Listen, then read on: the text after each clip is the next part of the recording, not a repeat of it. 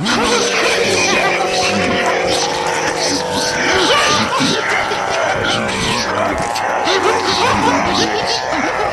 everybody, Captain Jackal Johnston here, and I want to thank you all very, very much for all your kind words, messages, and questions in relation to all of our Halloween videos.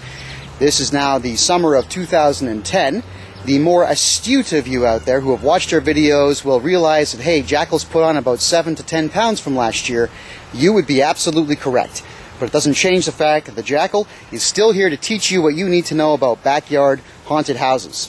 What I've chosen to do for the summer, because right now it is July of 2010, is to go through some of the better questions and the mediocre questions that we've got, but nonetheless they're all still valid, to explain to you what you can and cannot do, or how to combat some of the problems that some of you have mentioned with your yards. Now, yes, we do have a large yard in which to use. The property line is close to 200 feet in length, and the backyard is probably 55 or 60 by 55 or 60. It's quite a large yard. But it doesn't have to be big to be good. In fact, having a large yard like that in some cases does screw us up because we have to bring in more and more materials. When you have a smaller yard, the idea here, well, I'll tell you what, I'm not going to spoil it for you. Let's talk about having a yard that's only about, say, 20 by 15. Show you the best way to use that space.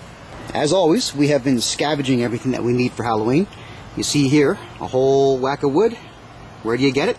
Craigslist. Just tell people you're looking for scrap wood. You don't care if it's got nails, screws, or bolts. And you don't care if it's painted. Why don't you care? Well, it's going to be at night. Who does care? In fact, look at all this stuff here. And from time to time, you get something really good like new wood. This dude could not wait to get rid of all the stuff that he had.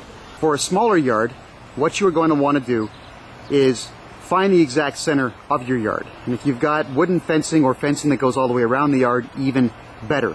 The trick here is to build your container or your doom chamber directly in the center of the yard and build the rest of your haunted house around it.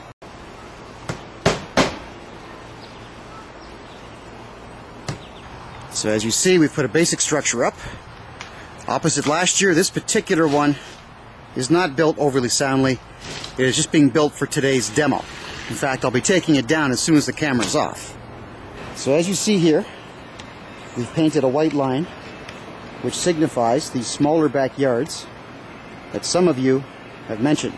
And there's our structure right in the middle. So the idea now would be to structure the entire haunted house around that doom chamber where your characters are going to be.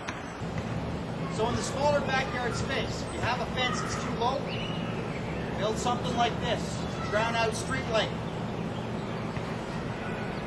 This stuff is free everywhere. Just take it, slide it in, and repeat all the way around the yard.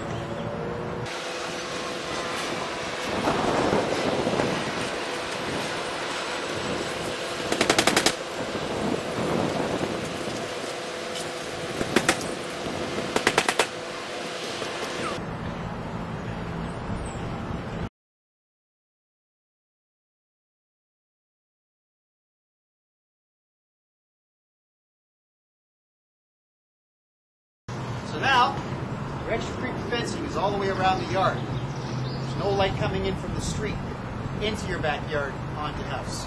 It's time to work on the rest of your doom chamber and the actual maze pattern you're going to make people walk through. Come on down.